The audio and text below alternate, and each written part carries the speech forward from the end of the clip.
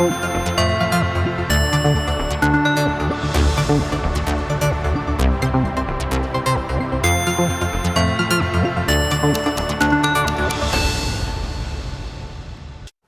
ይስጥልን ተመልካቾች፣ ከትግራይ ቴሌቪዥን የሚተላለፍ የአማርኛ ቋንቋ ዜናችን አሁን ጀምሯል። ከዜናዎቹ ጋር በእምነት ሰለሞን ነኝ። የትግራይ ሕዝብ ክብር ለመጠበቅ የተበላሸው የትግራይ ምስል ዳግም ወደ ነበረበት ለመመለስና ለመገንባት በጦርነት የተቋረጠው የጎብኚዎች ቁጥር ለመጨመር ትኩረት ተሰጥቶበት እንደሚሰራ የትግራይ ባህልና ቱሪዝም ቢሮ ገልጿል። በአዲሱ የትግራይ ጊዜያዊ አስተዳደር ካቢኔ እቅድና ውሳኔ መሰረት የትግራይ ባህልና ቱሪዝም ቢሮ ለ100 ቀናት ፕሮግራሞችን በማዘጋጀት ወደ ተግባር የሚያሸጋግሩ መድረኮችን ማካሄዱን ቢሮው ገልጿል። እንደ የትግራይ ባህልና ቱሪዝም ቢሮ ኃላፊ ዶክተር አጽባሃ ገብረእግዚአብሔር ገለጻ ሚያዝያ 14 ጠቅላላ ሰራተኞች በጊዜያዊ አስተዳደር ፕሮግራሞች ላይ የባህልና ቱሪዝም ቢሮ የ100 ቀናት የመነሻ እቅድ ቀርቦ አስተያየት የተሰጠበት ሲሆን በቀጣይ ስራዎችን ፈጣን አገልግሎት እንዲኖር አቅጣጫዎች መቀመጣቸውም ዶክተር አጽባሃ ጠቅሷል። የትግራይ ባህልና ቱሪዝም ቢሮ ሰራተኞች እንደከዚህ ቀደም ሙያዊና ተቋማዊ ኃላፊነታቸው በመወጣት የትግራይ ሕዝብ ክብር እንዲጠብቁ የአንድነትና የሰላም መሰረት በመሆን የሕዝባችን ተስፋ እንዲለመልም ለመስራት ዝግጁ መሆናቸውን ገልጸዋል።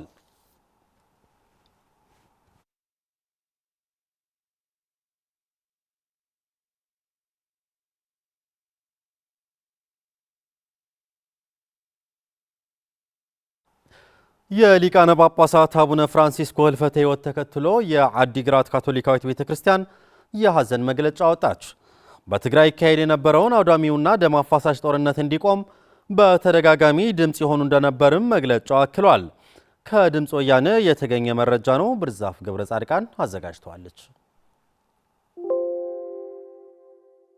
በዓለም ደረጃ ድምጻቸው ለታፈኑ ህዝቦች ድምጽ እየሆኑ የመጡ እውነተኛ ቅዱስ አባት ነበሩ ሲሉ የአዲግራት ካቶሊካዊት ቤተክርስቲያን ሀገረ ስብከት የአቡነ ፍራንሲስኮ ህልፈተ ሕይወትን ተከትሎ ባወጡት የሐዘን መግለጫ ገልጸዋል። የካቶሊካዊት ቤተክርስቲያን ሊቃነ ጳጳስ አቡነ ፍራንሲስኮ ትግራይ ታውጆባት በነበረው ደም አፋሳሽ ጦርነት እንዲቆም ደጋግመው ይሰሩ እንደነበረም ቤተክርስቲያኗ አስታውቃለች። በከባድ ሐዘን ድባብ ሆነው ከሌሎች ካቶሊካዊት ቤተክርስቲያን ማህበረሰብ ጋር መግለጫ የሰጡት አባ ተስፋ ስላሴ መድህን ለተቸገሩ ወገኖች መብትና ለተፈጥሮ ጥበቃ የሚቆሙት የጦርነት ድምጽ እንዳይሰማ የሚመክሩና የሚጸልዩ ታላቅ ሃይማኖት አባት ትላንት ዓለማችን አጣለች ሲሉም ተናግረዋል። አባ ተስፋ ስላሴ አያይዘውም ብፁዕ አቡነ ፍራንሲስኮ ለ56 ዓመታት በተለያዩ የኃላፊነት ደረጃ ለቤተክርስቲያን አገልግሎት ሲሰጡ በፍጹም ታማኝነትና የላቀ የመንፈስ አገልጋይነት እንደነበራቸውም አስረድተዋል። ሀገሮች የተፈጥሮ ሀብት በአግባቡ እንዲጠቀሙበት፣ ሰብአዊ መብቶች እንዲከበሩ፣ የሀሳብ ልዩነቶች በውይይት እንዲፈቱ፣ በአጠቃላይም ሰላም የሞላባት ዓለም እንድትኖር ከተባበሩት መንግስታት ድርጅት በቅርበት ተቀናጅተው ይሰሩ እንደነበረም ተገልጿል። በትግራይ በታወጀው ደም አፋሳሽ ጦርነት ላይም ጦርነቱ እንዲቆም የዓለም ማህበረሰብ ኃላፊነቱን እንዲወጣ ድምጽ ሆነዋል ያሉት ብፁዕነታቸው በትግራይ በተካሄደው ደም አፋሳሽ ጦርነት ወቅት በትግራይ ዙሪያ ብቻ ከ20 በላይ መግለጫዎች ማውጣታቸውም አስረድተዋል። በታላቁ የሃይማኖት መሪ ህልፈተ ሕይወት ቤተክርስቲያናችን የተሰማትን ሐዘን ትገልጻለች ያሉት አባ ተስፋ ስላሴ መድህን የአቡነ ፍራንሲስኮ ህልፈተ ሕይወት ተከትሎ በተለያዩ መንገዶች ከሀገር ውስጥና ከውጭ መጽናናትን ለተመኙልን እናመሰግናለን ብለዋል። አቡነ ፍራንሲስኮ ርዕሳነ ሊቃነ ጳጳሳት ሆነው ለ12 ዓመታት ያገለገሉ ሲሆን 266ኛው ርዕሳነ ሊቃነ ጳጳሳት መሆናቸውም ያገኘነው መረጃ ያመለክታል። በኢትዮጵያ ከ10 ሚሊዮን በላይ ሰዎች በሀገሪቱ እየጨመረ ላለው ረሃብና የተመጣጠነ ምግብ እጥረት መጋለጣቸውን የተባበሩት መንግስታት የዓለም የምግብ ፕሮግራም አስታወቀ። የዓለም የምግብ ፕሮግራም በኢትዮጵያ የተመጣጠነ ምግብ እጥረት ያለበትን ደረጃ አሳሳቢ ሲል ጠርቶታል። ለቢቢሲ ዘገባ ስለሻጎስ በኢትዮጵያ ከ10 ሚሊዮን በላይ ሰዎች ለረሃብ መጋለጣቸውን የዓለም የምግብ ፕሮግራም አስታወቀም። በኢትዮጵያ ከ10 ሚሊዮን በላይ ሰዎች በሀገሪቱ እየጨመረ ላለው ረሃብና የተመጣጠነ ምግብ እጥረት መጋለጣቸውን የተባበሩት መንግስታት የዓለም ምግብ ፕሮግራም አስታውቋል። ፕሮግራሙ ኢትዮጵያ ውስጥ ለሚያከናውነው ስራ የሚውል ተጨማሪ ገንዘብ በአስቸኳይ የማያገኝ ከሆነም ለ3.6 ሚሊዮን ሰዎች የሚያቀርበው የነፍስ አድን የምግብ ድጋፍ በመጪዎቹ ሳምንታት እንደሚያቋርጥ አስጠንቅቋል። በምግብ ዋስትና ላይ የሚሰራ የተባበሩት መንግስታት ድርጅት ተቋም የሆነው የዓለም ምግብ ፕሮግራም ኢትዮጵያ ውስጥ እየጨመረ የመጣውን ረሃብና የተመጣጠነ ምግብ እጥረትን በተመለከተ ስጋቱን የገለጸው ዛሬ ማክሰኞ ሚያዝያ 14 2017 ዓመተ ምህረት ባወጣው መግለጫ ነው። ተቋሙ ኢትዮጵያ ውስጥ የረሃብና የተመጣጠነ ምግብ እጥረት እየጨመረ የመጣው ሀገሪቱ ውስጥ ባሉ የተለያዩ ችግሮች ምክንያት እንደሆነ በመግለጫው ላይ ጠቅሷል። ግጭት፣ ቀጠናዊ ያለመረጋጋትና መፈናቀል ተቋሙ ከጠቀሳቸው ምክንያቶች መካከል ናቸው። በሀገሪቱ ውስጥ ያለው ኢኮኖሚያዊ ቀውስና ድርቅ እየጨመረ ለመጣው ረሃብና የተመጣጠነ ምግብ እጥረት በምክንያትነት ተጠቅሷል። ጠቅሰዋል። እነዚህ ችግሮች ሚሊዮኖችን ያለ በቂ የተመጣጠነ ምግብ እንዳስቀሩ የዓለም ምግብ ፕሮግራም ገልጿል።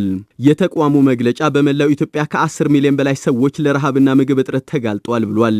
ከነዚህ ሰዎች መካከል 3 ሚሊዮን ያህሉ በግጭትና በአስቸጋሪ የአየር ጠባይ ምክንያት ከመኖሪያቸው የተፈናቀሉ እንደሆኑም ጠቅሷል።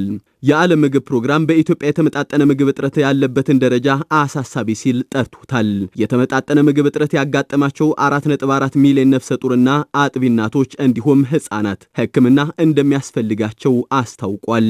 በዓለም የጤና ድርጅት መስፈርት መሰረት በአንድ አካባቢ ከሚገኙ ሕፃናት መካከል 15 በመቶ ለተመጣጠነ ምግብ እጥረት የተጋለጡ ከሆነም በአካባቢው ያለው ሁኔታ የአደጋ ጊዜ ተብሎ ይበየናል።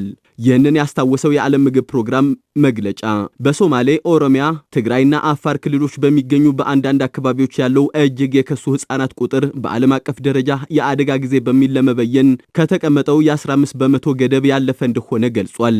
በ2025 የመጀመሪያ ሩብ ዓመት ከ3 ሚሊዮን በላይ ለሆኑ ሰዎች የምግብ እርዳታ ማቅረቡን የገለጸው የዓለም ምግብ ፕሮግራም ከነዚህ ውስጥ 80 በመቶ ድጋፍ የቀረበው ለተፈናቀሉና የከፋ የምግብ ዋስትና ችግር ላጋጠማቸው ኢትዮጵያውያን መሆኑን አስታውቋል። ይሁን እንጂ ተቋሙ ኢትዮጵያ ውስጥ በሚያከናውናቸው የእርዳታ ስራዎች ላይ 2 ተግዳሮቶች እንዳጋጠሙት ገልጿል። የዓለም ምግብ ድርጅት በኢትዮጵያ ከሚያዝያ እስከ ቀጣዩ ዓመት መስከረም ባሉት ጊዜያት ለሚያከናውናቸው ተግባራት ከሚያስፈልገው ገንዘብ ውስጥ የ222 ሚሊዮን ዶላር እጥረት እንዳጋጠመው ገልጿል። መግለጫው እያጋጠመ ባለው አሳሳቢ የገንዘብ እጥረት ምክንያት የድርጅቱ የነፍስ አድን እርዳታ በእጅጉ ተስተጓጉሏል ብሏል። ተቋሙ አስቸኳይ አዲስ የገንዘብ ድጋፍ ከሌለ 3.6 ሚሊዮን የኢትዮጵያ እጅጉን ተጋላጭ ሰዎች ከዓለም የምግብ ፕሮግራም ያገኘ የነበረውን የነፍስ አድንና የተመጣጠነ ምግብ ድጋፍ በመጪዎቹ ሳምንታት ያጣሉ ሲልም አስጠንቅቋል። የዓለም ምግብ ድርጅት ባጋጠመው የገንዘብ እጥረት ምክንያት በተመጣጠነ ምግብ እጥረት ለተጎዱ 650 ሺህ ሴቶችና ሕፃናት ያደርግ የነበረውን ሕክምና በግንቦት ወር ለማቋረጥ መገደዱን አስታውቋል። ተቋሙ በዚህ ዓመት ለ2 ሚሊዮን እናቶችና ሕፃናት የነፍስ አድን የምግብ ማቅረብ እቅድ እንደነበረው ገልጿል። የተቋሙ የእርዳታ አቅርቦት በሀገሪቱ የሚገኙ ስደተኞችም ላይ ተጽዕኖውን እንደሚያሳርፍ በመግለጫው ላይ ጠቅሷል ሲል ቢቢሲ ዘግቧል። በሐማስና በእስራኤል መካከል አዲስ የተኩስ አቁም የድርድር ሐሳብ እንደቀረበ ምንጮቹ ዋቢ አድርጎ ቢቢሲ ዘገበ። በሁለቱም ወገኖች የሚደረገው የተኩስ አቁም ስምምነት በርካታ ወራት ሊወስድ እንደሚችል በዘገባው ጠቁሟል። ማዕድ ኃይለ Overseas now, and the new demands in the ceasefire deal between Israel and Hamas is በሐማስና በእስራኤል መካከል አዲስ የተኩስ አቁም ድርድር ሊደረግ መሆኑን ቢቢሲ ዘገበም። ለጉዳዩ ቅርብ የሆኑ ፍልስጤማዊ ባለስልጣን እንዳሉት የኳታርና የግብጽ አደራዳሪዎች አዲስ የተኩስ አቁም ድርድር እያረቀቁ መሆናቸውን ገልጸዋል። የተኩስ አቁሙ ከ5 እስከ 7 ዓመታት የሚዘልቅ እንደሚሆን የተገለጸ ሲሆን ሁሉም እስራኤላውያን ታጋቾች ተለቀው በምላሹ በእስራኤል እስር ቤት የሚገኙ ፍልስጤማውያን ይለቀቃሉ። ጦርነቱ በይፋ ቆሞ የእስራኤል ወታደሮች ሙሉ በሙሉ ከጋዛ እንዲወጡ ይደረጋል የተባለ ሲሆን በጉዳዩ ላይ ምክክር ለማድረግ የሐማስ ልዑካን ወደ ካይሮ እንደሚሄዱ ተገልጿል። ከዚህ ቀደም የተደረሰው የተኩስ አቁም ስምምነት ከ1 ወር በፊት መፍረሱ ይታወሳል። ስምምነቱ ለመፍረሱ ሁለቱም ወገኖች አንዳቸው ለሌላው ሲከሱ እስራኤል ጋዛ ላይ ጥቃት መፈጸሟ ቀጥላለች። ነገር ግን አዲስ ድርድር ሊደረግ ስለመሆኑ እስካሁን ከእስራኤል በኩል የተባለ ነገር የለም። የሐማስ የፖለቲካ ክንፍ ኃላፊ መሐመድ ዳርዊሽ እና ዋና ተደራዳሪው ኻሊል አልሃያ በካይሮ ለድርድር እንደሚገኙ በዘገባው ተጠቁሟል። ሐማስ የታጠቀውን መሳሪያ ፈቶ በምላሹ የ6 ሳምንታት የተኩስ አቁም እንዲደረግ እስራኤል ከሰሞኑ ያቀረበችው ሐሳብ በሐማስ በኩል ውድቅ ተደርጓል። ጠቅላይ ሚኒስትር ቤንያሚን ኔታንያሁ ሐማስ ካልከሰመና ታጋቾች በአጠቃላይ ካልተለቀቁ ጦርነቱ እንደማያቆሙ ተናግረዋል። ሐማስ በበኩሉ ጦርነቱን እስራኤል ስታቆም ታጋቾች እንደሚለቀቁ አስታውቋል።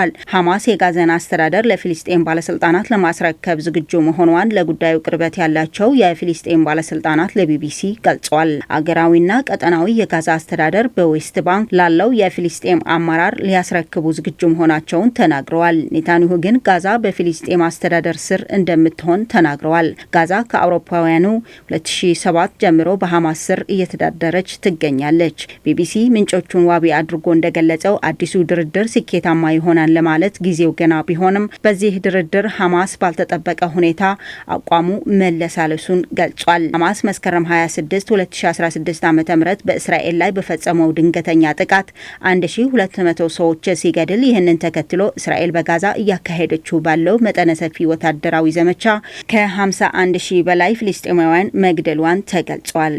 ዘገባው የቢቢሲ ነው። በመጨረሻ አሜሪካ በወሰደችው የአየር ጥቃት ከ500 በላይ የሁቲ አማጽያን መገደላቸውን ተገለጸ። የአሜሪካ እርምጃ የአማጽያኑ ወታደራዊ እንቅስቃሴ የሚያዳክም መሆኑም ተገልጿል። ብርቱካን ጌታዬ አሜሪካ በየመን በሚንቀሳቀሱ የሁቲ አማጽያን ላይ በፈጸመችው የአየር ጥቃት የአማጽያኑ አዛዦችን ጨምሮ ከ500 በላይ ተዋጊዎች መሞታቸው ተገለጸ። የሰንዓ ኢንፎርሜሽን ማዕከልን ጠቅሶ አልአራቢያ እንደዘገበው የአሜሪካ አየር ኃይል ለሳምንታት በአማጽያኑ ይዞታዎች ላይ መጠነ ሰፊ ጥቃቶችን ፈጽሟል። የአማጽያኑ የማዘዣና የቁጥጥር ማዕከሎች፣ የስልጠና ካምፖች፣ የጦር መሳሪያ ዲፖች፣ የመገናኛ ተቋማትና ሌሎች ወታደራዊ መሰረተ ልማቶችን በጥቃቱ ኢላማ መሆናቸው ነው የተገለጸው። ጥቃቱ መሰረተ ልማት ከማውደሙ በተጨማሪ ከ500 በላይ የአማጺ ቡድኑ አባላትና ከፍተኛ ወታደራዊ አዛዦች መደምሰሳቸው ተመላክቷል። የየመን የማስታወቂያ ሚኒስትር ሞአማር አልኤሪያ አማጽያኑ የሚፈጽሙት የመርከብ ጥቃትም ሆነ አሜሪካ በሰንዓ የወሰደችው የአየር ጥቃት የየመን መንግስትን እንደማይመለከት ገልጸዋል። በኢራን ይደገፋሉ የሚባሉት አማጽያኑ የሚፈጽሙት ጥቃት ለቀጠናው የበላይነት የሚደረግ የዓለም ስርዓት ጦርነት ነው ያሉት ሚኒስትሩ በአሜሪካና በአማጽያኑ መካከል ያለው ግጭትና የአጸፋ ጥቃት በቀጠናው ውጥረት ማስከተሉን ተናግረዋል። የአሜሪካ እርምጃ አማጽያኑን ወታደራዊ አቅም የማዳከም መሆኑ ተገልጿል። ዶናልድ ትራምፕ በአማጽያኑ ላይ ዘመቻ እንዲደረግ በመካከለኛው ምስራቅ ለሚገኙ የአሜሪካ ማዕከላዊ እዝ ትዕዛዝ ከሰጡ ጀምሮ በተወሰደው ጥቃት ቡድኑ የመከላከል አቅሙ በእጅጉ ተዳክሟል ተብሏል። በዚህም በቀይ ባህርና ባብኤል መንዳብ ስርጥ የሚፈጽሙት ጥቃት ቀንሷል መባሉን አልአራቢያ ኒውስ ዘግቧል። ዘገባው የቢቢሲ ነው። ተመልካቾች ዜናዎቻችን አብቅተዋል። ስለተከታተላችሁ እናመሰግናለን። ሰላም